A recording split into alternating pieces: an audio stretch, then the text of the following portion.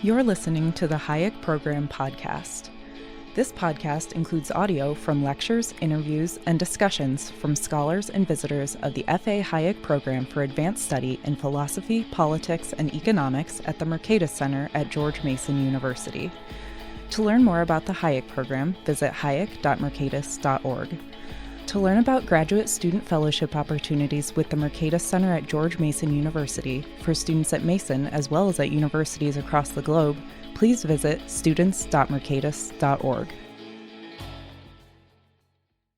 Welcome. My name is Virgil Storr. I'm thrilled to be here with two great friends, colleagues, co-authors, Coyne and Peter Boettke.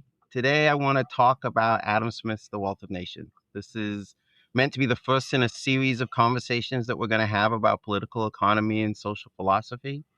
That Adam Smith is a figure that I know that the three of us revere. I know that we assign him to our students. I know that we talk about him often.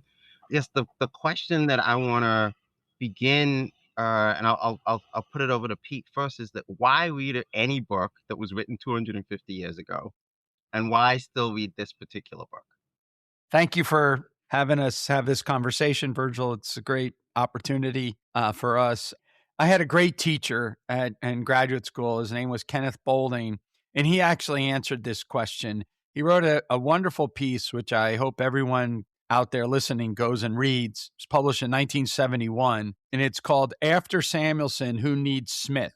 Because a standard way to think about the evolution of ideas is that all that is good in the ancients is embodied in the moderns. And so then why would we ever read old books? The only reason why we'd ever read old books is because of antiquarian interests. You know, we're book dealers and we run around, we want to collect first editions or whatever. But what we wouldn't do is we wouldn't use them for science. Physicists don't need to go back and read Newton kind of thing, right?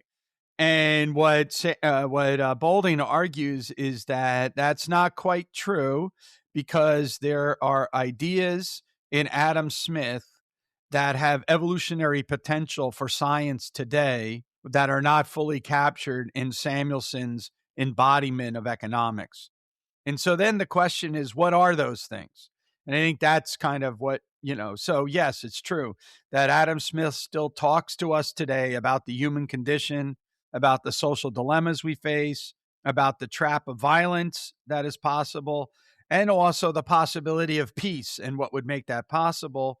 And then finally, I think the science and art of political economy. So he gives us really sort of a lot to chew on in the book that we don't get when we just read standard modern economics.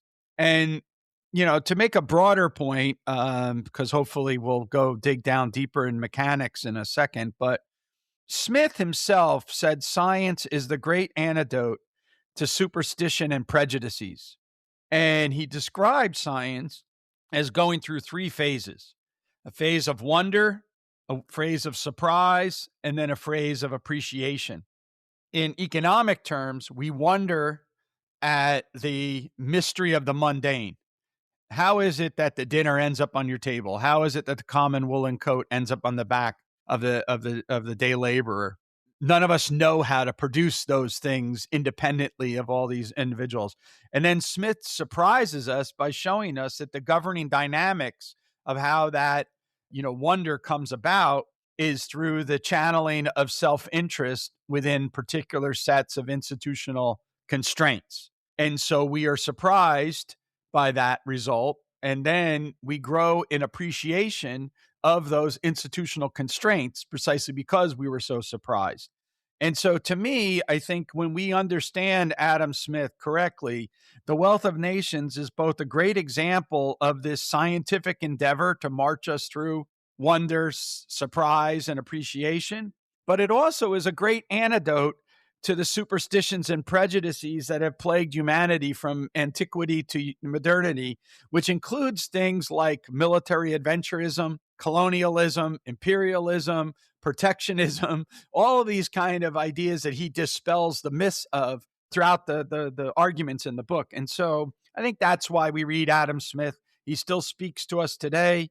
We can learn a lot more from him than we can learn sometimes from standard journal articles or textbooks. And I'll end with one other quote that was constant throughout my graduate educational career, which was from one of my other teachers, Jim Buchanan. And he used to say to us all the time, "What more do we know about markets today than what Adam Smith taught us in 1776?" And he'd pause, and then he would say, "If we can't have an answer that has a huge magnitude, perhaps the emperor has no clothes." Right? You say, perhaps the emperor has no clothes. And so I've been wrestling with this question of that you've given to me ever since I was in my young 20s. And I still am fascinated in reading Adam Smith, and I learn new things from him each time, we read them in our seminars and everything like that. So yeah. Yeah, so Chris, I both love that answer, Pete, and I'm I think deeply uncomfortable with that answer. Let me ask Chris a follow up in this way. I mostly want to ask you if you agree, but I'll put two factoids there. When Smith was writing, there was less than a billion people, I think, in the world. Now there's 10 times that when he was writing, is way fewer countries. That the world was way less complex and what have you. And so the world seems like it's changed quite a bit since 1776. And so this person writing about the world then, sort of unclear what it would mean about the world now. So it's sort of one question, the one factoid. The second one is, since Smith, a bunch of folks, including us, have devoted a lot of time trying to understand political economy. And then presumably we've done meaningful stuff since he's written. And if we haven't, then doesn't that say something about what we've been up to for the 250 years? And so I'm sort of just curious about how you respond to Pete or how you respond to me or what have you. Or both. My initial reaction to your first question is not as sophisticated as Pete's, which is that you should read it if nothing else, just because everyone else is doing it. The very fact that there's celebrations across the world and gatherings and academic proceedings in both written and public forums suggests that there's something to the book itself. And so if you want to be one of the cool kids, you might want to check it out. That's one reason, just to read it in and of itself, know what's going on. But beyond that, I think Pete largely hit the nail on the head. And just to build on it, if you think about, kind of Virgil, the kind of literature in economics and economic development when you and I were coming up through the ranks, late 90s, early 2000s in graduate school, it was all the stuff on development institutions. And what did almost every paper start with in those like debates? Adam Smith. And the interesting thing is, economists could like pick a quote and they could say, Adam Smith said geography is important. See, geography is important for development. And then other people could say like, oh, Smith says institutions are important. And people could say, that trade is important. And then it was all based around that. That again suggests in and of itself that the questions are relevant. Then you kind of fast forward to the more recent stuff. And what's all the stuff now? Just the system of natural liberty under various different names. You can call it the narrow corridor. You can call it kind of doorstep conditions to this, that, or the other thing, whatever you want to dress it up as. People seem to realize that the kind of system of natural liberty, which we can return to later, that Smith talked about, seems to be quite important. In terms of the question you asked, here's something to think about. We can talk about this more. Maybe it's not that we haven't learned anything. It's that the principles that Smith points us to is that there's no uniform recipe for getting development, because it's not something you just get like you get a cup of coffee. The title itself, that you are inquiring into the nature and causes, suggests that those are things that need to be explored and understood. And while there might be kind of general principles that we can follow, which I think there are, and which shed light on things, the way they manifest themselves in practice varies across time and space, although the principles themselves do not. And once we introduce and understand that point, then your point about changes in population, changes in the number of nations, the constitution of individual nations and societies kind of makes sense, but also gets interesting, because now we have a whole host of research questions to think about and talk about. No, I like that. So I guess I'm curious too about if you both think people actually really understand the book. right? You mentioned, Chris, that there are all these celebrations of the 250th anniversary of the book, that people continue to read it, people continue to write about it for years. People there was the whole literatures that were Adam Smith said X, and sometimes X and not X were both things that people thought Adam Smith said. And so what I'm gonna do now, I think, is raise a couple of common takes about the book and ask you to react to them. And they're for either of you. And so you should sort of please just jump in and sort of respond if you have something that you wanna add. But one claim that gets made is that, Adam Smith is revered as the sort of this champion of capitalism, this sort of pro free market type person, but that the wealth of nations has all these exceptions to free markets and laissez-faire, and so it's not really a defense of laissez-faire. So I'm curious about what you think of that claim. I think both the laissez-faire being either a defense or not a defense is grounded in a serious set of misconceptions. So one of them, let me just give you an example of why people say it's not a defense, is that they'll point to this letter that Smith wrote after the book was published, in which he says the following thing, that the wealth of nations is, quote unquote, an aggressive assault on all of British commercial life.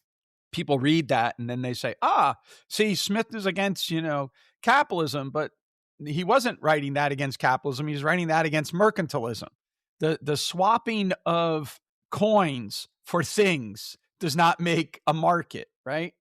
And the other thing is that people think laissez-faire, as this is what Thomas Carlyle later on, century later, described as anarchy with a constable. All right. So the question is, these guys are anarchy with a constable.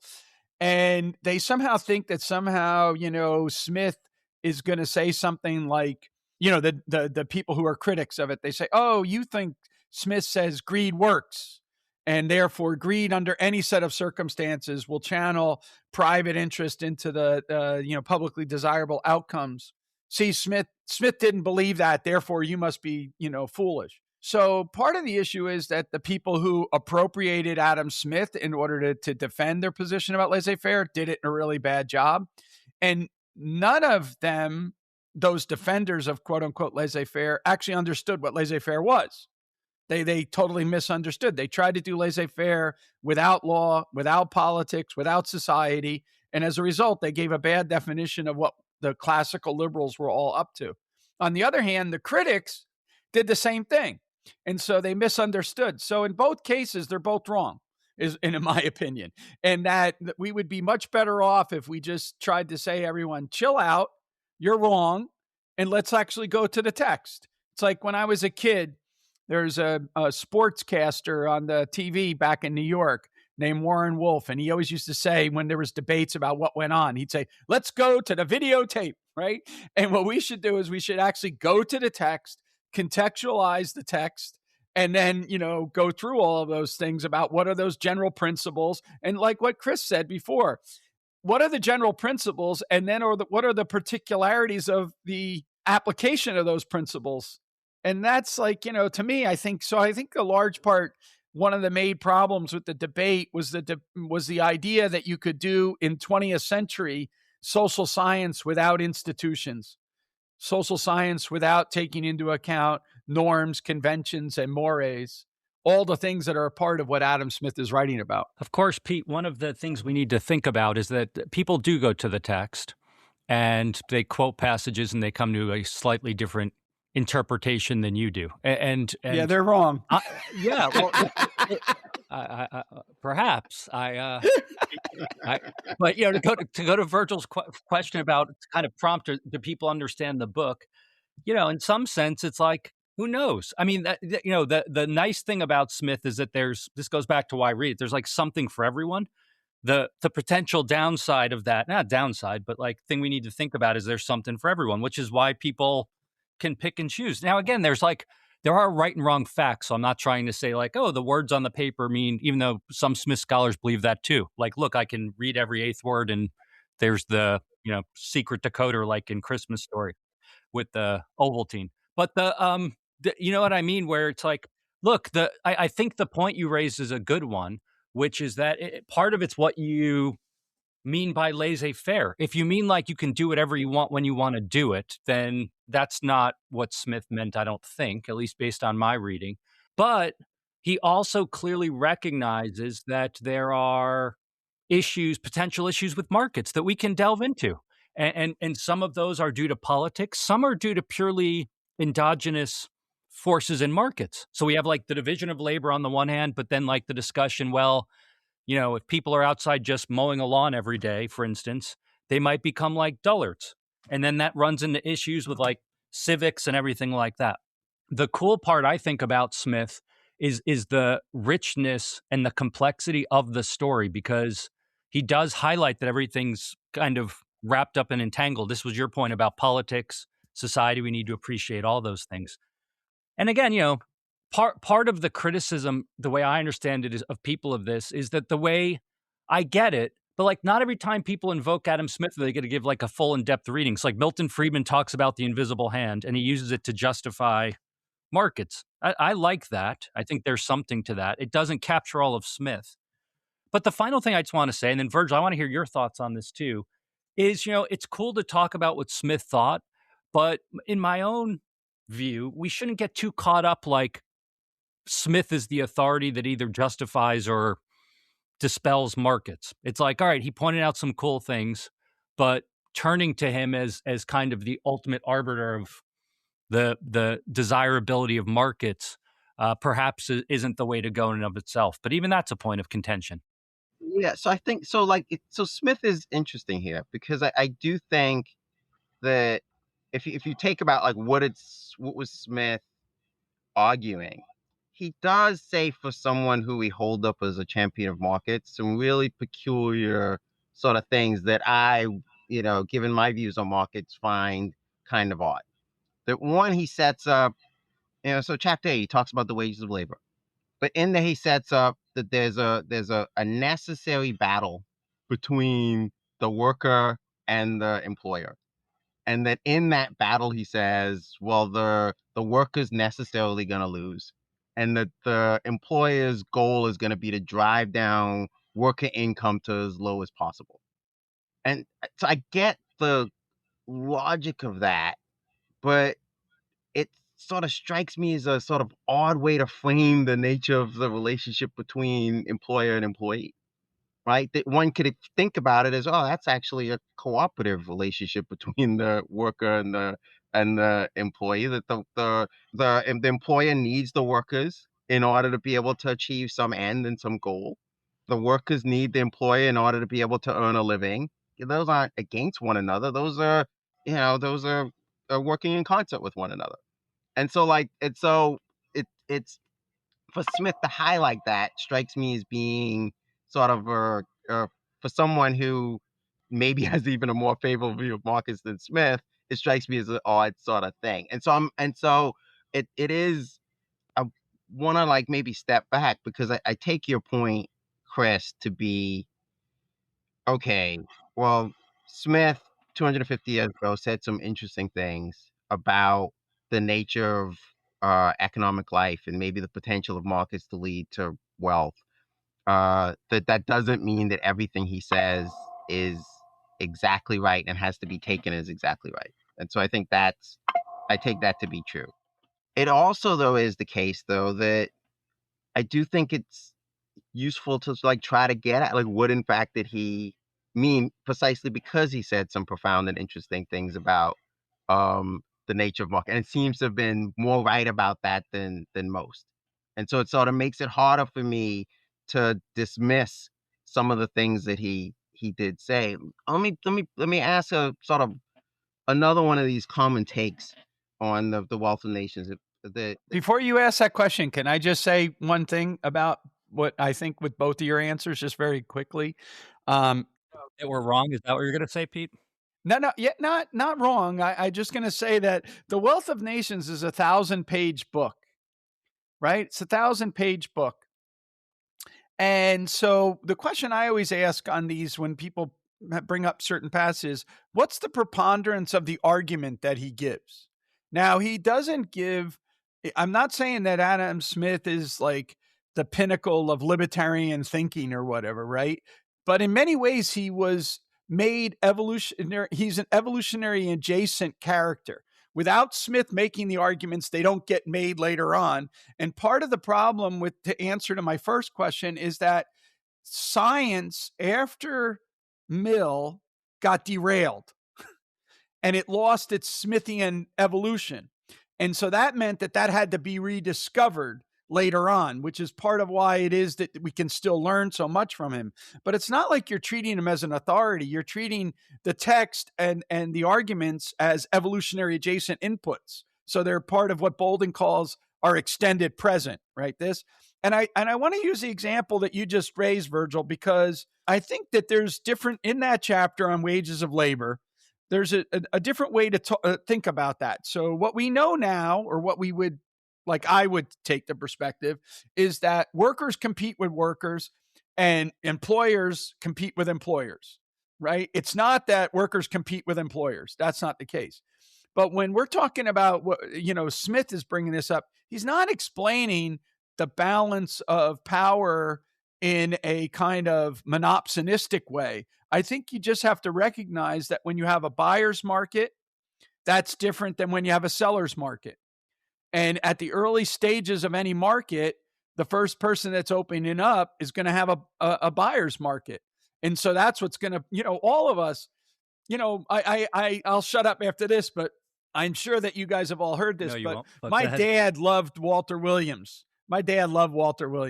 And so I had opportunities to go elsewhere when I came here or stay where I was. And my dad said to me, when a man like Walter Williams calls you to duty, you show up. That's what he said to me. So after I was here, I told Walter that story. And Walter's comment to me wasn't like, oh, that's great or anything like that, which I expected him to say. He says, damn, I wish I knew that. I could have got you for a lot less. Right. And so I think that, we all would like to get that kind of idea, but that's not necessarily this exploitive relationship, which a lot of people read into that story. Anyway, that's maybe I'm torturing the text here, but you have a 1,000-page book. What is the preponderance of the nature of the argument is what I would always like to stress. And it's going to affect the way we talk about these other questions. That's why I wanted to bring it up. Yeah, not for nothing though, Pete, that Marx in his economic and philosophical manuscript makes exactly the same point that you made just now about, well, buyer's markets, it looks different, seller's markets looks different. It's all about, I don't know. And he sort of, Yeah, but and, it's interesting. So let's go back to Virgil's initial kind of summary of the wage stuff, and let's just take it for what it is. It's like, all right, so not every market's the same. So let's say that's one scenario that can happen, but it's certainly not the only scenario that can happen. But now we start introducing other stuff, which hopefully we'll get to. I mean, again, this goes to your laissez-faire question, Virgil, which is the thing Smith recognizes. He talks about collusion, of course, but he also talks, we can get into mercantilism and regulation. So then it makes no sense to talk about labor markets without labor regulations, not just labor regulations, but market regulations, which restrict competition, which then gets us into the early parts of the book with division of labor specialization, increasing the extent of the market. So maybe we can get to that eventually, but all these things are bound up, I think. Yeah, I think that's fair. Let me raise another common take on the book, and Pete mentioned it briefly, but maybe it's an opportunity to say a little bit more about it. And it's that the book is all about self-interest, greed, egoism. So first of all, if you look at the theory of moral sentiments, the very first sentence of the theory of moral sentiments says, however, I'm going to get the quote wrong, but I'm going to come back to that in a second. However selfish man may so appear, right? There's evidence of his benevolence. And it's very interesting that in the famous chapter on the not from the benevolence of the butcher, the baker, or the brewer, he says it's with regard to their self-love. One way is that you could think about this is with regard to self-interest rightly understood, not necessarily narrow, egotistical, the way we've modeled it later on. So that in Smith, it's not what Veblen later referred to as this lightning calculator of pleasure and pain and blah, blah, blah, and all this stuff. And so that's one aspect of it. I think Smith has a richer notion of what is behind mankind's motivations. But the second one is that he is going to see that this self-love can only be channeled in productive directions within a certain specific set of institutions. And so one of the examples that I always like to stress is Smith talking about professors in Oxford and professors in Glasgow. And he doesn't say that the professors in Glasgow are just better professors than the professors in Oxford. You can assume that the professors are professors. But what happens is the different reward mechanism in Oxford is different than the reward mechanism in Glasgow. And as a result, the professors do a better job in Glasgow than they do in Oxford. And so I think that that's kind of the style of invisible hand explanations that is underlying, Smith's work. And so it's not the Gordon Gekko greed works, kind of interpretation of Smith. It's a much more complicated issue having to do with individuals who find themselves within various institutional environments, who are responding, trying to improve their circumstances as best as they can, given their limitations and everything else. So we can't even trust the professor motivated by a calling to educate young minds to actually show up and do the job, that we too are slaves to the way the incentives sort of push us hither and thither. We have no moral bearing, we have no commitment, we have no true love. That's a different question though, right? Because that's a question that doesn't need an explanation. That's a question that just is a description. Good professors do good job. But it does get to what the book's about, though, right? Is the book about self-love, or is the book about human in their fullness with the stuff that you mentioned from TMS? Or both. Why not both? Yeah. Let me stake out the sane middle ground. That's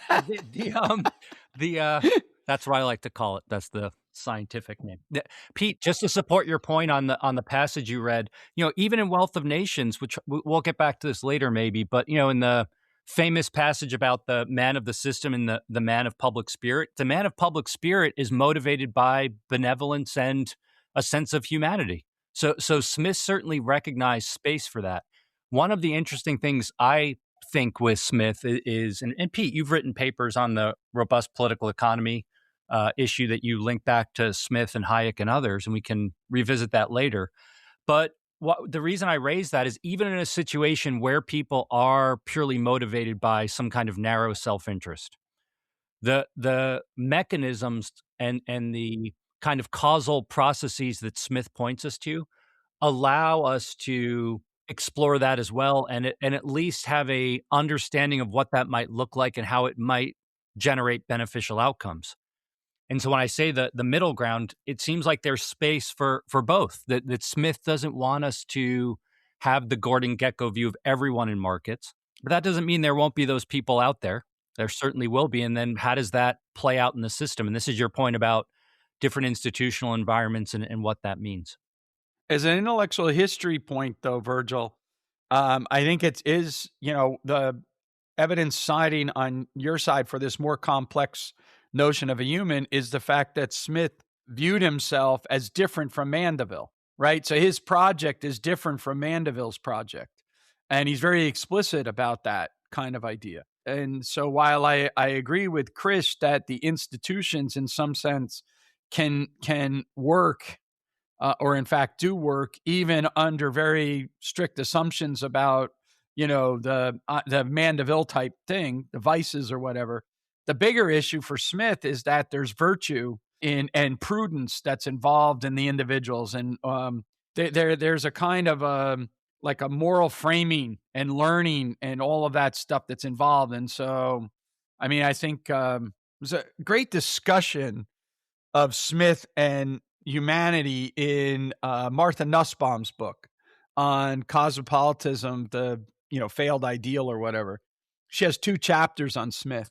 And one of her conclusions is that Smith requires us to be more stoic than what we are built to be in some sense. But that's the part of the developing of our moral character and our ability to see outside of ourselves and all these other things that are like the kind of underpinnings of the nature of the market, I would see. And I think, going back to Chris's response to the first question, this is one of the things that we've seen happen in economics. So if you tell my narrative and after Mill, economics gets derailed, but yet there is some very valuable scientific ideas in the marginalist revolution, part of the post-1950s movement to bring institutions and bring humanity back into economics is to actually recapture aspects of what Smith and to John Stuart Mill were doing, but now sift them through the marginalist principles.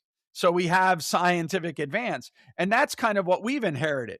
So no, Smith, you can't just give, one of our favorite economists, Ludwig von Mises, wrote a introduction to a shortened, abridged version of The Wealth of Nations. That was one of his things when he came to America.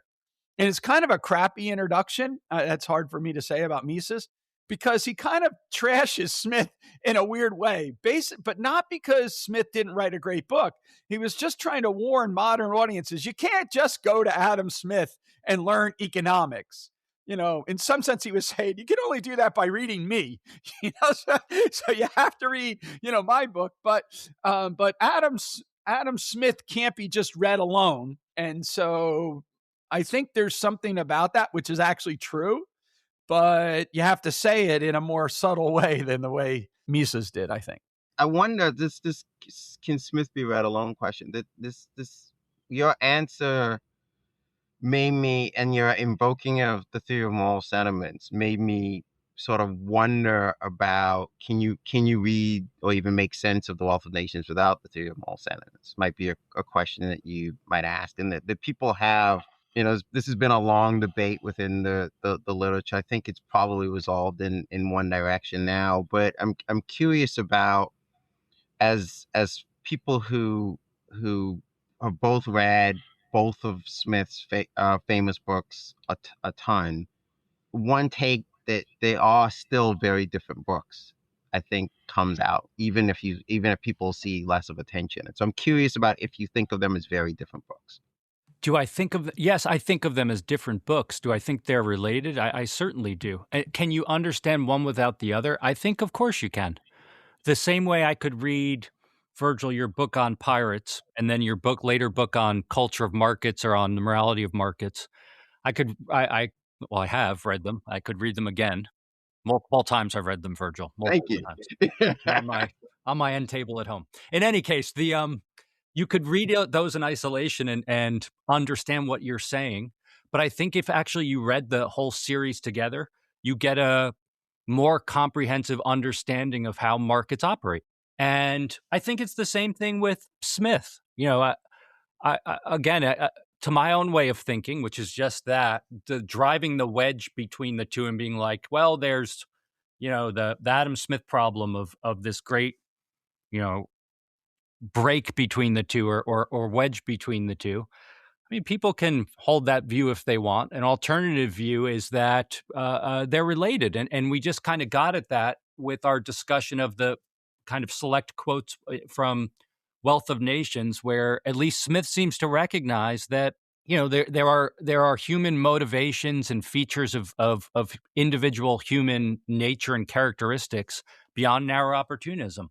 So, if you want to go down this path, one interesting kind of thought experiment is to read them as distinct books. Another is to read them as connected and think through what that means. Like, what if you read Wealth of Nations by taking theory of moral sentiments as kind of given and as a background condition in Smith's mind? Of course, we can never know for sure, but that's kind of an interesting thought experiment. And so that's how I've always thought about it. Partially because I was a student of Pete's from a young age. So that's always how I've heard him talk about it. And I think that's right now that I've spent years reading them. There's also the history of thought point that he kept providing the theory of moral sentiments long after he published The Wealth of Nations. So he's probably not himself operate. It's not like he changed his mind and he had an opportunity to sync them even if they didn't begin that way. Yep. It's also, been argued that the notebooks from which he wrote The Wealth of Nations were derived from his efforts at revising the theory of moral sentiments. So that's obviously, none of us can go and talk to Adam Smith and say, but this is what a lot of people did. I'm disappointed there are no seances in 2026 where we Yeah. get And none of us have a phone line to God to double check it, right? So but I think that maybe one of the things about contextualizing to see this issue is actually what you and Chris were talking about, development economics at the time when you were graduate students. Because if you go back a decade before that, the nature of development economics would have been taught totally different. That's before communism collapsed. Once communism collapsed, people went through a kind of a 3-stage wake up, right? The first one was, oh, communism, when we reform it, they had bad prices. So we just got to get the prices right. So let's just, they had a shortage economy. Let's we're going to price liberalize, we're going to macro stabilize, and we'll be able to fix it.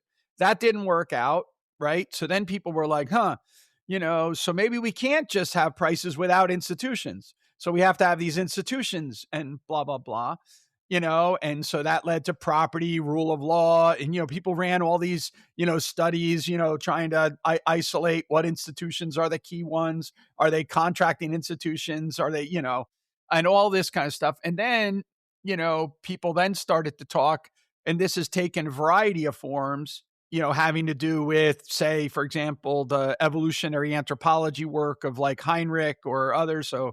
Or, for example, just more recognition that we have to recognize that it's states, markets, and moral community. So we have to pay that attention to that. And so what you see is this kind of continuing effort in the most cutting edge of the science, because it couldn't explain the lack of convergence in the growth rates, and it couldn't explain the collapse of communism.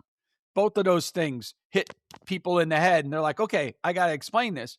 And so that set off this motion or this whole evolution of modern economic thought. And if you take someone like McCloskey, what she's trying to do is take the two books and smush them together, right? That you can't explain the wealth of and poverty of nations unless you explain the sort of moral virtues in the way that we interact with each other, the way we talk to one another, the way we give dignity to one another. And so this is going to relate to some of your other questions, but, Adam Smith, if you read him in this light, right, one of the things that stands out is that he wants to give dignity and respect to the people that are in the world that he's studying. He wants to give agency to them rather than the agency to the expert from afar. That's, Chris mentioned, the public spirit versus the man of systems kind of idea. And part of that is there's a certain sense of humanity that he's recognized. And this is, I would argue, is what's behind, and this relates to your professor point, at least in my head it does. My mind works in weird ways, I guess. But in the street porter and the philosopher line, because I think what he's really, the way I would read that passage is Smith is criticizing any notion of the natural hierarchy of mankind, which was a very common doctrine at the time. And he's criticizing it and saying, no, we're all natural equals. Now, does that mean that we all are actual equals? Right? No, right? I mean, sometimes professors are good professors. Sometimes professors are bad professors, even under the same incentives. So, one of my teachers in undergrad school, very, very nice man, worst professor I ever had. He would come into class with a textbook, right? There's 15 chapters in the textbook.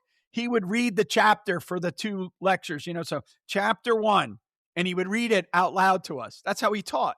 It was horrible. It was like, and so like one of the lessons I learned when I was going to go teach is do not be like that, right? Don't be like that. But he faced the same incentives as the professor that changed my life, but he was just a bad professor. But I don't really need a theory to explain him. He was just a bad professor. The other one was a good professor. But that doesn't, what I want to do is I want to treat people analytically equal and then try to see that the differences in the patterns, as Smith says, are not so much from their nature, but instead, and I would put it, the context within which they've been nurtured. And so it's not to deny nature, but it's to put a big emphasis on the idea that it's the contextual environment within which we act that leads to the differences. So I like what you said, and there's also a bit of what you said that makes me a bit uncomfortable. And so let me try to. That's twice that you've said that. Yeah, no, I know it. Only a bit, though. Only a bit. We're still okay, guys. Yep. This is the nature of our relationship that I spend since I met you. It's been 90% inspiration and like 10% uh-oh. And so I'm trying to like figure out how to like reconcile that. And so so Smith has this the line. And so I'll read the full quote, right? Where the difference between the most dissimilar characters between a philosopher and a common street porter seems to arise not so much from nature as from habit, custom, and education. And I get that line, and I think a couple of things. One, I think almost identical to what you said. Look, that Smith is saying that at core there's a kind of equality between human beings. At core there's a kind of even potential that all human beings enjoy. That what differentiates them isn't something about their sort of like the DNA or what have you. That what differentiates them are in some sense the opportunities that they've gotten or something like that. So you might read it like that. But then you sort of drill down on like what is he getting at with this habit talk and this custom talk, and that is in getting to this habit talk and this custom talk, is he then moving from a kind of naturalist critique to a kind of sort of cultural criticism? No, the problem with the quote unquote savages in this part of West Africa isn't that they're black, it's that they're savages. They're so like I don't like, and so does that actually gets to another take on the book that some people will challenge it on, and I'm curious as to what maybe Chris first and then you, Pete, think about this, but the sort of notion that there's a kind of underlying, maybe even racism in the book, right? That is, there's savage talk all over the place. There's certainly a sense that he values certain kinds of cultures more than he values sort of others. He does seem to think that there's a kind of, maybe superiority to the certainly the sort of Western, maybe even Scottish type sort of context, and as opposed to the other parts in the world. You see this maybe in how he talks about Native Americans. You see this in maybe how he talks about savages or whatever. And so how do you think about that particular take? Yeah. Well, I think there's a couple different ways to engage that point. One could point out, for instance, that for many of these things, colonialism, slavery, Smith argued that these were oftentimes, if not always, a bad deal for Europeans, certainly. So the European colonial project was a net cost, as he argued. Free labor was more productive than slave labor. Now, of course, the response to that is that those are economic or kind of consequentialist type arguments rather than arguments based on first principles, on issues of justice, on issues of human dignity, like Pete was raising before. And so from that standpoint, I've just always thought of Smith as someone who is writing at a certain period of time. And I don't have any insider knowledge into his mind of where he really stood on these issues. With all thinkers, we need to contextualize them, but also think about if we want to hold them to today's standards. Certainly relative to people writing at the time Smith is writing, the fact that he was critical of these things, even if on purely economic or consequentialist grounds, is in and of itself a significant difference. Not for all people, but for many, he was quite different. And so from that standpoint, I think we can give him credit, but also recognize that there are things that he perhaps didn't argue for, whether that's because of his own personal biases or flaws or because he just didn't choose to do it. I don't know. But again, this is where I think we can connect the different readings from across the books. So what happens if we take the kind of issues that we're thinking about earlier about human dignity and all the other stuff. Pete's points about how we treat people, how we frame them, how we engage them. And then we extend that to these other areas. To my way of thinking, that offers a richer picture. Whether Smith subscribed to that or not, I can't say for sure, but I also think it's irrelevant for understanding the world today, certainly. So I agree very much with that last statement, because I think that one of the problems, again, Virgil, in the conversation is whether or not we're doing Smithian exegesis or we're looking at what is a Smithian argument that we can leverage for our understanding of the world today. So am I viewing Smith as an input into science, or am I viewing Smith as an exercise in intellectual history?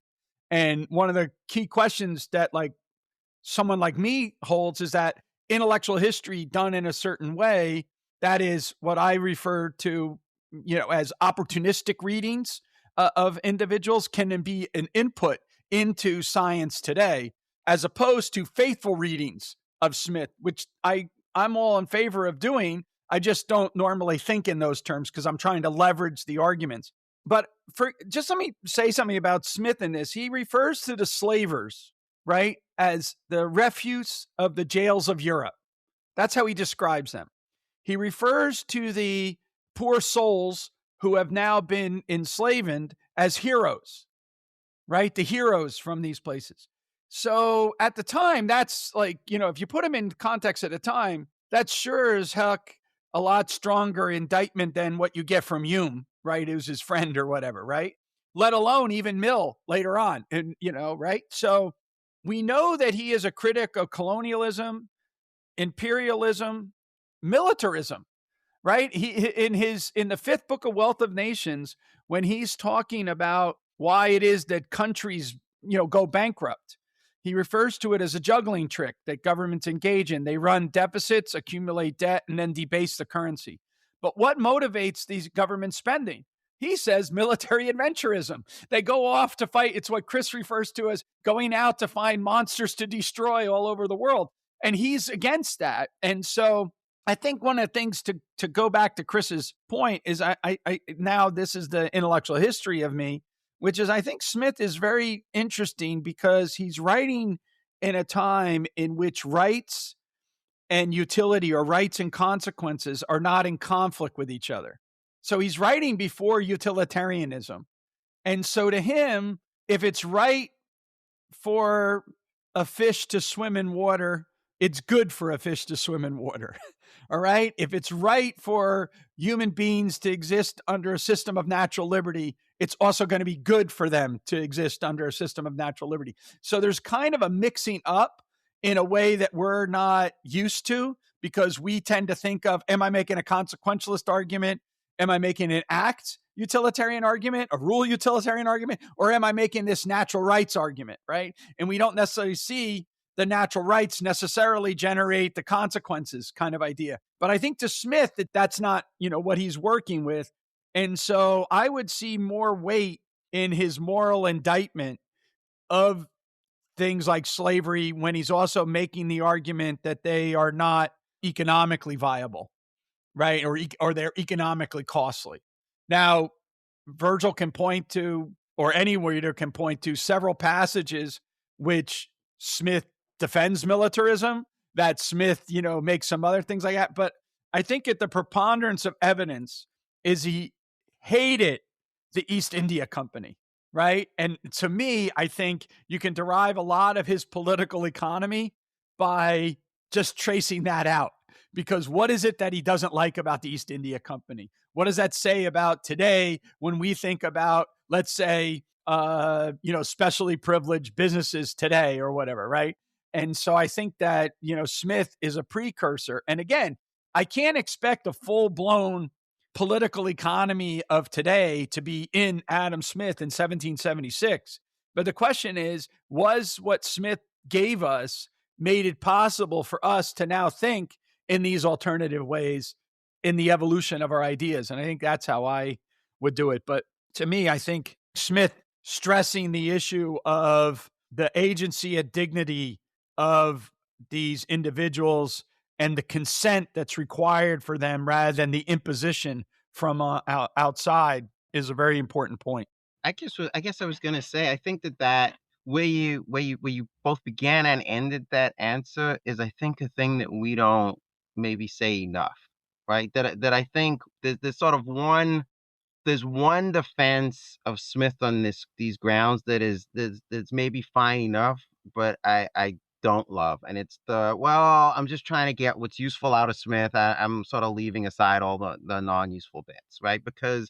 And the reason for that is, if it turned out that the whole thing was rooted in some kind of sort of racism or elitism or whatever like that, that might actually undermine the potential of any of the good stuff that you could get out of it. I think it actually matters that Smith is on the right side of these kinds of questions, right? That he's on the right side of he's anti-slavery at a time when that's not the dominant view. That he's sort of anti-colonialism at a time when that's not the sort of the direction that the state is going in. That he's, sort of chiding the slavers and celebrating the enslaved. I think at a time when that's not, I think that matters because that actually talks about the sort of freedom potential of the entire system that he developed.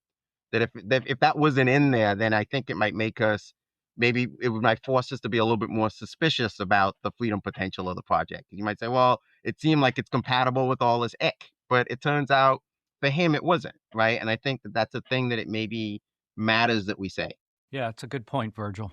I actually like that a lot, to be honest with you. I think that's it's critical, right? Because there's, fruit from the poisonous tree kind of argument on the other hand. Yeah. I mean, you even, it's interesting. You contrast, Pete, you brought up the imperialism point. You think of like Smith and like Mill even, right?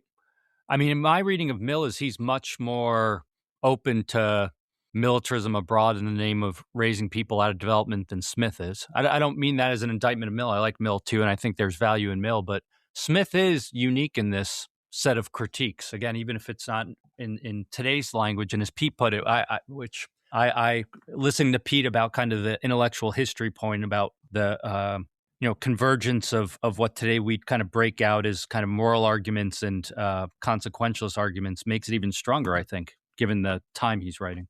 And also, Chris, along your lines, this is something I mentioned Boulding earlier, but this is also something Boulding stressed in his AEA presidential address, as you know, right? So it's a key aspect. So Boulding was trying to bring back that aspect of Smith to modern economics. And just so people know, the Boulding's address is economics a moral science, right? Is the paper you're talking about? Yeah. Yeah, and he's trying to make the argument that economics is a moral science on two levels, because on the one level, it's the agents in the economy who we're studying are imbued with moral agency, right? But we as scientists are also moral agents in the way that we do it. So we can't ever escape this idea that economics is a moral science. But our entire 20th century was built on the premise that we could have an economics that was completely, amoral. At both levels, Pete, right? Yes. Amoral at both levels. It's like, we are scientists that step outside the system, so we don't impose our, there's no norm. That's why, chapter 1 of Principles, normative, positive. We're only positive scientists. But then, we've been talking about kind of contemporary development economics and like reinventing the wheel. Well, think about like Rajan's stuff on like the third pillar, which is like, hey, everyone, communities and family, and that might be an important thing we should think about. And in some sense, one response to that is like, well, that's kind of weird that you're recognizing that right now, that's important. But it's because economists didn't think about that. It's like markets, state, all this other stuff we don't think about it.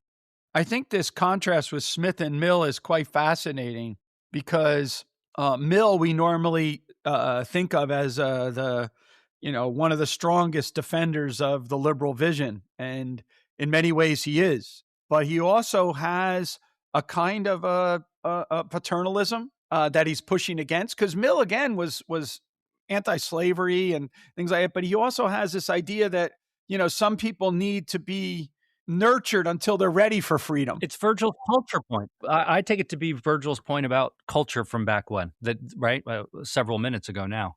But that's his argument. Some people are not capable of self-governance, and so the harm principle, we'll come back to that later when you're more mature. But I don't think Smith has that, though. No, that's why I brought up the contrast as a point. Yeah. We've been sort of, positive about Smith. There's another, I guess, a couple more takes on Smith, on the Wealth of Nations in particular, that I want to raise. I think it's important, particularly since we're economists. One is that it's just actually bad economics in various places of the Wealth of Nations. It's got a label theory of value, maybe at its core, that it seems to be all about. It seems to be all about that at some sort of fundamental level. And so, I guess I'm curious about what's the economics that survives from the Wealth of Nations, and what's the economics that we should jettison. You won't be surprised about this. My answer on this. So again, I think that Smith's puzzle is that he thinks that we should answer is, how do we have peaceful social cooperation under the division of labor? And so that is our explanandum, and our explains is some kind of notion of what we would call today rational choice institutionalism. And so that research project, I think, is not only good economics, it's at the core of what economics is about. One of the problems, I think, is that Smith didn't have the analytical tools that we later developed to be able to make that argument tighter. Now, it's also an interesting thing, because in order to make that argument tighter, the tools were abused in the 20th century. So we ended up by making it so tight that we lost sight of some of the things that Smith was already telling us about. So we have to do a kind of a two-step, which is, on the one hand, we have to tighten up how it is I go from I derive social cooperation under the division of labor from the exchange behavior of individuals, right? And explain how that comes about. I could do that by making a very tight mathematical model about the first and second welfare theorems. But in the process of doing that, I lose the very mechanisms by which real human beings ever come to solve social dilemmas among each other. So then I wake up one day and I go, oh, crap, I got to start paying attention to something else. And I start introducing all these things. So I'm going to introduce, irrationality. I'm going to introduce imperfect, institutional structures. I'm going to introduce, blah, blah, these various different things. But because I don't have the whole system working out, each time the introduction comes in, it blows up my ability to get the social cooperation. So the evolution of modern economics is all of us trying to figure out how Smith made his argument in the most unlikely of circumstances. Now, Smith doesn't do that, right? Smith just tells us, that there's this cool thing, social cooperation and division of labor. And it begins from man's propensity to truck, barter, and exchange. So we start with truck, barter, and exchanges, and we end up with social cooperation. We have devoted 250 years of trying to tighten that argument. And after we've tightened it so tight, we lost it. So we needed to recapture it. And this is why I think that, and this is, obviously, again, listeners and everyone are going to, they're going to accuse me of it. But this is why Austrian economics matters, right? This is Austrian economists were the ones that didn't fall into the trap of tighten it so close that you lose it. They tightened it and improved our understanding of it. And that's because they dealt with man, with his foibles, his alluring hopes and his haunting fears, the institutions within which were involved, property, contract, and consent, and the way in which the exchange, the buying and abstaining from buying behavior of individuals steer us in a way so that we can actually end up by engage in productive social cooperation with one another. And so therefore you got Menger and Bombavrik and Mises and Hayek, and they're the ones. And then I would throw in Jim Buchanan as well, because I think he's really is an Austrian, Israel Kirzner. And it's that research program, not Rajan's program, not Acemoglu's narrow corridor, not North's doorsteps. It's that research program, but that research program that then can find, in our sense, you, me, and Virgil and others, like a way to talk to those modern developments, bringing our ideas to them But it's that idea of going from the propensity to truck, barter, and exchange to productive specialization and peaceful social cooperation that is behind the wealth and poverty of nations. Those steps along that way, that's what we as economists have to lay out. And, that's an enduring puzzle that Smith gave us, and that's good economics. The way he went about trying to explain it needs to be improved. So I like that. So one more take, I guess I want to get us all to respond to maybe, and it maybe gets back to the question I started us off with, which is like, why read The Wealth of Nations after 250 years? Like, why are we still reading this particular book? And it's that you will hear this charge sometimes that there's actually nothing original in Adam Smith. That he's, Hutchinson had the division of labor and the critique of mercantilism. Hume did all the social philosophy stuff way better than Smith did anyway, so we don't really even need him for that. It's sort of like a peculiarity that he's the one that we've saved and what have you. And so I'm sort of curious about, when you look out to the authors that came before, why does the Smith and why does maybe The Wealth of Nations show up as a book you pull out and not these other figures? Yeah, I mean, it's a good point. I mean, there's a broader point too of just why some thinkers are emphasized and others are not, and there's a intellectual history to that, explanation to that. But if I was gonna, my first response is that one difference is Pete's point about peaceful social cooperation, but framed slightly differently, which is that Smith offers a more systematic, synthesized treatment of all the different factors you just listed in others in a more linear type manner than those other thinkers did, recognizing the flaws, some of which we've talked about already. And I think this goes back to your prior question, which Pete addressed about the labor theory of value. I've seen some Smith scholars kind of push back on that point. They'll call it like the laborish theory of value, that, he wasn't a full-blown inherent. Again, my own view, I mean, it's chapter 5, I think. I was just trying to find it, where he talks about the price of commodities. He says it like in the opening lines of that chapter, that it's the amount of labor that's invested. But then the question is, even in the strong form of that, what do you lose in the book? And I think something, compared to, as Pete was explaining, what we know now about value and the derivation of value. But there's lots of things we don't lose, and those are really important things. It doesn't affect the division of labor, specialization.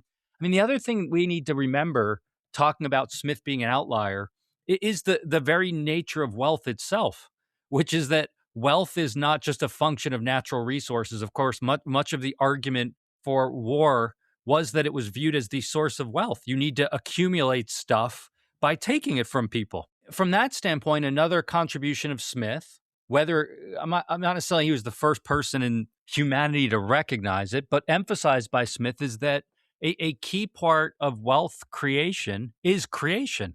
That people with agency, through coordination, need to figure out how to do stuff. And that is how wealth is created. It's not just a function of stocks of things that are out there without the mixing of the human element. And so, again, for the other thinkers you've listed and others as well, Cantillon and others, it's great to read them too. And so maybe they are underestimated thinkers or underread thinkers. But to my own thinking, that doesn't in any way kind of undermine Smith's value and what he's trying to do across the two books. I was going to say that Virgil's question is a great question. I really like your first answer to that, Chris, which is about the systemic synthesis of all these earlier writings. But I think we also have to recognize that Smith had a gift with the pen, right? He just wrote better than a lot of other people. Hume was a great writer too, but he was snarky. So, I've seen people refer to David Hume as the first internet troll, right? In the way that he, wrote or whatever. And Smith writes with a kind of a graciousness and humility in which his snarkiness is only directed at those who think of themselves as your betters, right? And so that's where it comes out, his sort of sharpness of his wit. But I then think finally, so you guys know this story, but during COVID, when we all moved to the online teaching system, I was trying to find ways to be more entertaining than just staring into the black screen. And so I was teaching this course, and I started with playing the song from Hamilton, the Who Tells Your Story, which is at the end of Hamilton. And I was stupid because I thought people were really far away from me because they're in the computer and I can't see them. So I had it on full blast, and it was before I had headphones or anything like that. So my whole house was filled, with the song. And Rosemary came in and she's like, "What the hell are you doing?" And I'm like trying to tell her that I'm on the class with my teaching. Just yeah, I'm teaching. Yeah. But I think that particular song in that musical has a very, very important aspect to it. And I think that Smith was very fortunate in who got to tell his story and the motivation and dedication that they all had. I just retweeted an old article, that Richard Ebeling points to, which is a discussion of the celebration of Adam Smith at 100 years. So not 250 years, but what actually went on 100 years. And John Baptiste Say's grandson was there to represent his father, because J.B. Say, who was the leading French economist, was what many people say is basically translated Adam Smith into French and then published the book, again, a systematic treatise. And Say tells the story of how Say made a sojourn to, Glasgow or whatever, and sat, where the seat that Adam Smith sat in. And he said that his grandfather was told the story that he sat there and then he prayed that he would absorb all the brilliance of Adam Smith to be able to bring it back to France. When you have followers, quote unquote followers, or people that are willing to do that, all of us are involved in the ideas business. We had a brilliant sociologist come when we had our first Markets in Society. Her name is Viviana Zelizer. And we went to dinner with her. And one of the things, I don't know if you remember this, Virgil, that she said was she was talking about how surprising it is to her how quickly intellectuals disappear, scholars disappear from the conversation. So they were the top scholar in 1990. And now in 2020, no one even remembers who they are, right? And so to have somebody that wrote in 1776 and we still know who they are meant that there was a lot of people along the way that made that possible. And that's part of what we study in reception studies, and how it is that they interpreted them, how it is they maintain them, how they reprinted the books, and all of that stuff. And so why is it that Adam Smith got picked? A large part of it is the book itself reads better than I think the books otherwise. But also it's the case that he just had good fortune to have good followers and people that made his ideas alive for the next generation and the next generation and the next generation after that. I don't know if we have a systematic answer to that. Yeah, no, so I think I largely agree with all of you. I'm more I sort of maybe lean a lot into it's a laborish theory of value, in the sense that I think he certainly says it, but I don't think he makes much use of it throughout. It's sort of unclear how core it really is, to some extent, and so I'm not sort of sure how much one would want to dismiss of his work because it turned out that that's wrong. That Marx, who I've read a lot more about, made much of it. And so you rarely see it being sort of essential and core to Marx's framework. And so if the labor theory of value is wrong, then much of Marx is certainly wrong. That it's unclear that if the labor theory of value is wrong, that much of Adam Smith is actually wrong, that you sort of could take out those passages and what have you. But I do think even there, when he's talking about that, but certainly sort of elsewhere, to Pete's point, he's an amazing writer. And so you're sort of stuck with some of his lines and passages sort of sing. You like from TMS, if you read him talk about, the poor man's son or something like that, that is actually good literature. Something like to want to think about it. It sort of inspires that kind of thing. One of the things I wanted to do sort of before we conclude is actually pull out a passage from Smith that I wanted to get Pete in the first instance and then Chris in the second instance to respond to, because I think that they're very well written passages in Smith, but I think they're also provocative.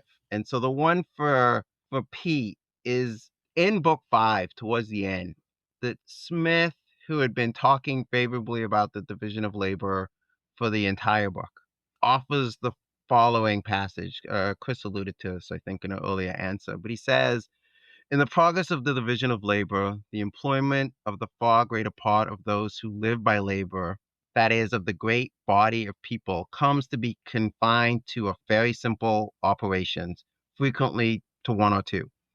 The man whose whole life is spent performing a few simple operations, of which the effects are perhaps always the same, or very nearly the same, has no occasion to exert his understanding or to exercise his invention in finding out expedients for removing difficulties which never occur. He naturally loses, therefore, the habit of such exertion and generally becomes as stupid and ignorant as it is possible for a human creature to become.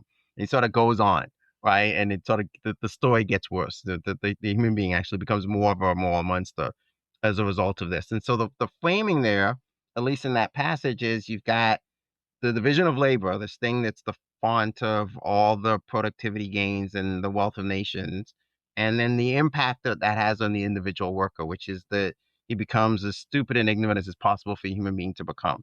At least is the way. Like, how do you understand that claim? And isn't this a point of view that we'd more often associate with Marx? That this sounds much more like alienation than it sounds like what we think sort of someone who is liked markets or was positive about markets would say. I mean, first of all, it is very nicely written and very challenging, right?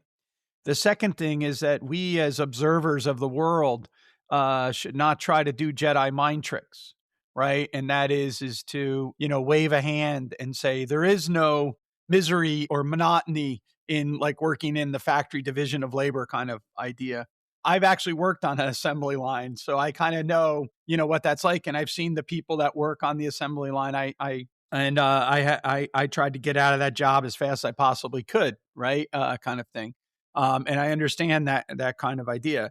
I do think technically Smith's benefits of the division of labor relate to economies of scope. That's going to be why the division of labor is limited by the extent of the market kind of idea. And so that's about whereas what you're talking about here is like the guy in the pin factory learning to straighten out the pin, right? And then we're just now there are efficiency gains in that, but those efficiency gains are not enough to explain the wealth of nations, right? This is a McCloskey point. Those are labor efficiency gains. What matters is the tremendous increase in specialization and exchange that's made possible as we grow the market. So we get economies of scope, increasing returns to this growing of the scope, as opposed to the returns that are, increasing returns, diminishing returns kind of thing from any one exercise within the labor market. And so I'm not saying, by the way, Smith was making that distinction. A whole boatload of economics needs to be, addressed later on. But I think if you read in Smith, these notions of economies of scope versus economies of scale, that would be the way that I would tackle it. But at the same time, I think it's very valuable. One of the great things about Adam Smith, Chris alluded to it earlier, which is that many people can read many different things into him. I think that's one benefit that a lot of, authors benefit from. That's part of the reason why people say Keynes became so important, because he was confusing. And so I had no idea what was going on. So then it creates a cottage industry. I don't think Smith is that, but I understand many people can read many things in. But I think what Smith is he's an astute observer of a complex reality. And so we as students of civilization have to understand that the world is not smooth and continuous and twice differentiable. And so as a result, it has all kinds of jagged, sharp edges to it. And one of the issues is, how do we have social cooperation in spite of the fact that we have all these problematic situations? So if you think about it, I think it's about, how is it that we have, for example, in the passage prior to the butcher, baker, and brewer, right? If you go back to it, he says, we require a great cooperation of a great multitude, but scarce in our life do we have the opportunity to make a few close personal friends. How is it that we're able to achieve social cooperation when we don't have the ability to rely on the benevolence of our friends, right? And so that puts the puzzle in a very stark way. And I think this is another way in which, there's a puzzle. Yes, we increase by straightening out the pin, and another guy putting the pin, on the head, and another one, fixing the fine point of the point of the pin, and then we get more pins produced. But there's a downside to that if that's all we do. But the benefit of this economies of scope is that the number of jobs is infinite. And as each market grows, we have alternative ways to do so. We graduate from doing the pin to something else. And so if we're just getting the economies of scale, we have a reason why we would have declining, aspects to it as it continues to increase. But if we have these economies of scope, we keep on seeing new and new opportunities. And so the machinery then ends up by freeing us up to do other things. And then we do that, and then we're freed up to do these other things. And that's the way I would sort of try to tackle it. But I'm not as an astute observer of reality as Adam Smith, but that would be the way that I would try to tackle it. Yeah. As you were talking in the beginning, I was like, well, if it turns out that I'm not famous by the end of my career, I'll blame it on my being too clear a writer. Yeah, you got to be more confusing in life. I got to be more confusing so I could up my citation. People don't know what you're saying, and they can get whatever they want out of your stuff. That's the key. This is like ideal. But I wonder why we don't say the following thing in response to that. Well, Smith was just wrong here. The Smith at the beginning of the book who's talked about the fact that the person in that boring task is going to be attuned to opportunities to innovate and to get to escape that task is the right version of Smith. And the one who's talking about this alienation stuff, he just got it wrong. He was a professor who couldn't imagine anything worse than working on a sort of an assembly line, or the assembly line of his day. And so, like, sort of it is true that that particular task is boring. But one of the things that's cool about a boring task is you then get to chat with your friends next to you, or you get to sort of go on flights of imagination in your head and think about the next thing or what have you. Like there's not just this kind of, it makes you dumb. It seems like there's also it creates these other opportunities. It's what have you. Maybe Virgil. Well, how would you respond to this though? And again, this is me. It's speculative, but look, Pete raised his own experience, but we all know people, maybe ourselves included, as in Pete's case, but who hate their job, and they either hate their job or they don't view it as fulfilling. It's a means to some end, mainly for them to feed themselves and house themselves and so on. And some people are able to move on from that. But I know a lot of people, I'm sure you do too, who spend their whole life in that setting. And I think that's what people maybe have in mind. It's like, even now, it's not flattening the pin. It's going to a cube and clocking in, and there's FaceTime, corporate not FaceTime, the app, FaceTime. I have to be here so my boss can see me. I run monotonous reports all day or do some job like that. And then I go home and I'm tired and I wake up and do it all over again. Sure, I can daydream and go hang out on the weekends, but 85% of my time is spent in a crappy job I don't like and I have no way out. I think that's what people are thinking of perhaps when they're thinking of that, maybe. So I'm not saying that people don't have crappy jobs or people don't have aspects of their jobs that are crappy, right? That's certainly not what I'm pushing back against. I'm pushing back on the moral and social consequences of working in a crappy job, right? And that's where I take Smith to be going in that passage, that he's not just saying, well, people have jobs that are sort of unsatisfactory or unfulfilling. I take him to be saying that because of those kinds of jobs, they turn into a certain kind of person. And that certain kind of person is weak of mind and weak of morals. And I just don't believe that is the social consequence of those kinds of jobs. That I think that it's perfectly possible to work a job like that, or to do the aspects of our jobs that we hate and come out the other side still, intellectually intact and still morally intact. And that's the way I want to say, like, we should on stuff like this, I think we can just be comfortable saying Smith got this piece wrong.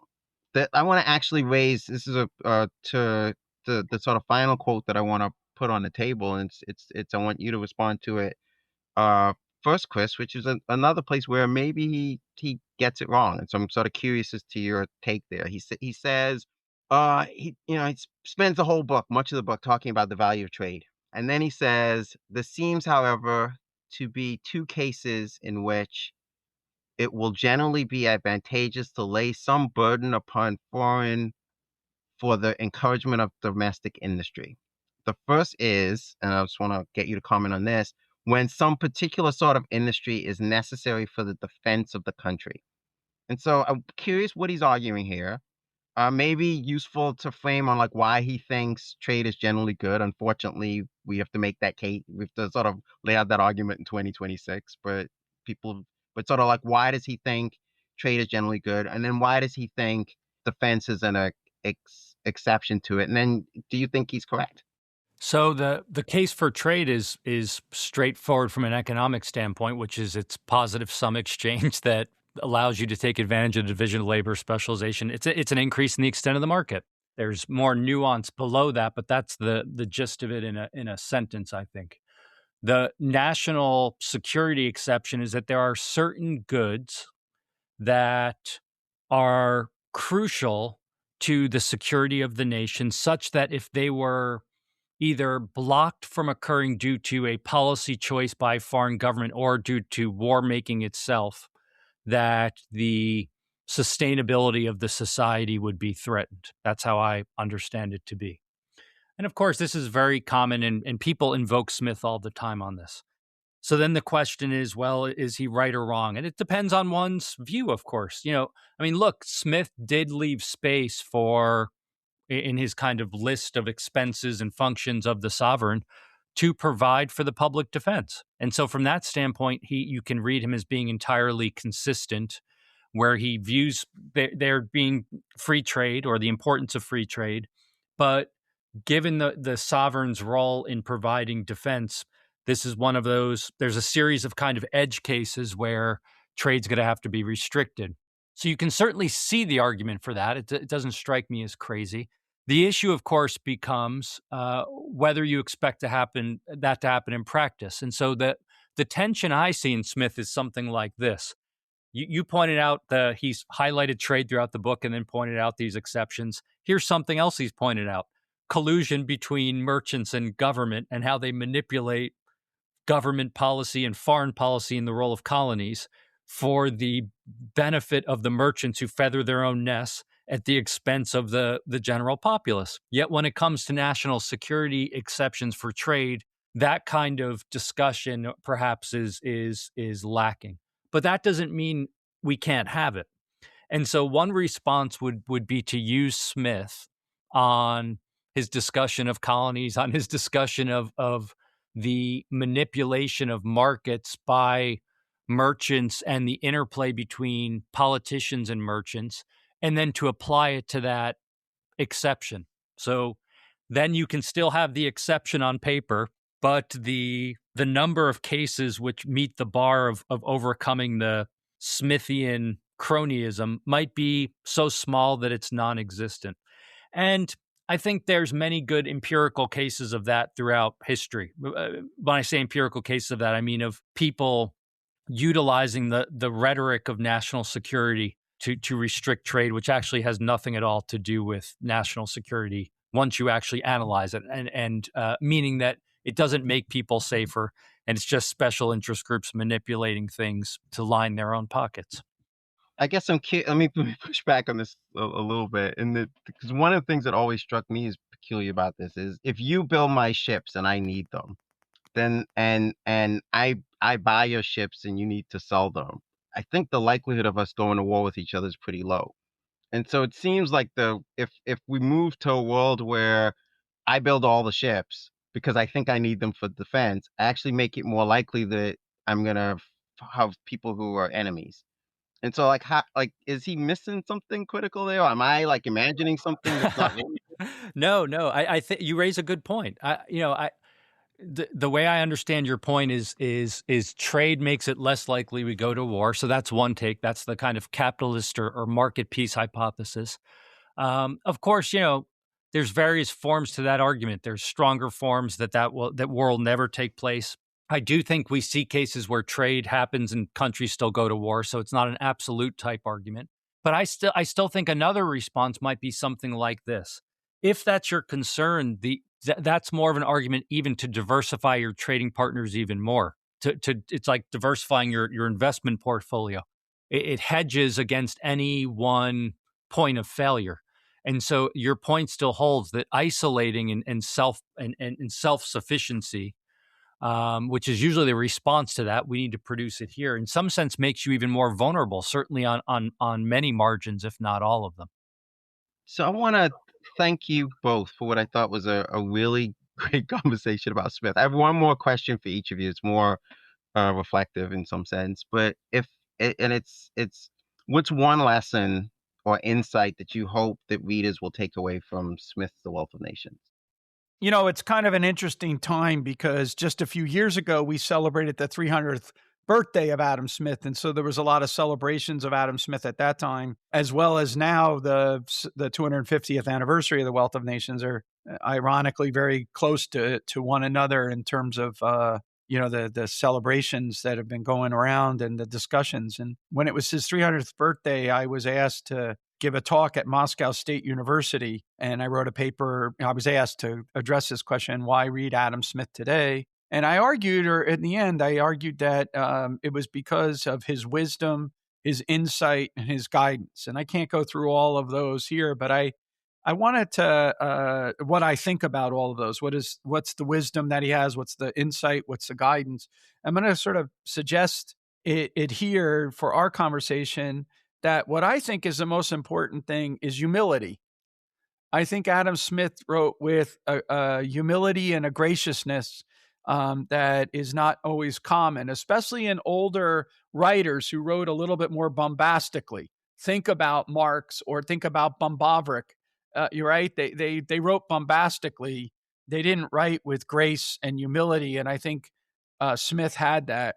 And I think that one of the ways to think about what Smith is getting us to do is that we practice political economy from the inside out, not from the outside in.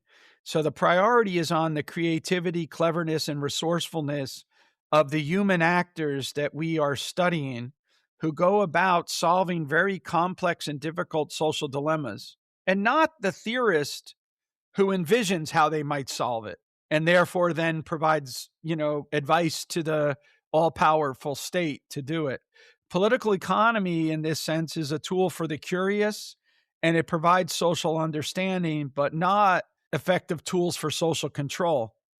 So I choose to read in Smith his emphasis on agency, dignity, respect for ordinary people who, he argues, if they are free, will achieve extraordinary things. For example, modern economic growth. We do not need extraordinary people, experts, with great power entrusted in their hands to achieve the extraordinary. In fact, more often than not, the granting of tremendous powers to a select few produces deprivation and tyranny. So instead, what is required is Smith's liberal plan for liberty, equality, and justice. And I think that argument is true in 1776, and it's true in 2026. And I think it's a pretty phenomenal achievement by Adam Smith to have established that argument. And it's one that has left us continually trying to tease it out and wrestle with it in the 250 years since he fully articulated it. And I think that is why the book is considered one of the great achievements of the human mind. And I think that, we should learn from that. So, but it's the graciousness and humility, I think, that he writes with, that's such a major issue. Yeah. Well, Pete's answer was, I have to follow up on a great answer, which is always hard. And you could point to many of his individual topics or concepts, but I'll highlight just something we already touched upon in our earlier conversation, which is, one thing to take away is the importance of clarity in writing. And as we talked about, this is part of the reason that it had the readership it did. And so that seems more important than ever in terms of being able to engage in a conversation that can be understood and reach people. But then the other part is just what it means to study society in terms of what disciplines are siloed oftentimes. And what Smith, I think, reminds us is the importance not just of economics in a narrow sense or political science in a narrow sense, but social philosophy, moral philosophy, insights from economics, insights from these other disciplines, and how they all fit together. And to my way of thinking, that's quite a valuable kind of framing for thinking about things and to keep in mind as we read the book, but also think about doing our own work. For me, it's I guess it gets to what I take to be maybe certainly our core message, and maybe the core message of the Wealth of Nations. My takeaway is that people can improve their lives through markets. Why is it that the average worker today is better off than the richest person 100 years ago? And it's that we've expanded the scope of markets. And it's that expansion of the scope of markets that is what leads to the continued improvement of the human condition and the continued ability of we humans to improve our condition. That was true 250 years ago when Smith made us aware of it, and I take that to still be true today. And so that to me is the one lesson I hope people take away from the book. Thank you both for what is I think a great conversation. Hopefully the first of many that we do in this format, and I hope folks enjoyed it.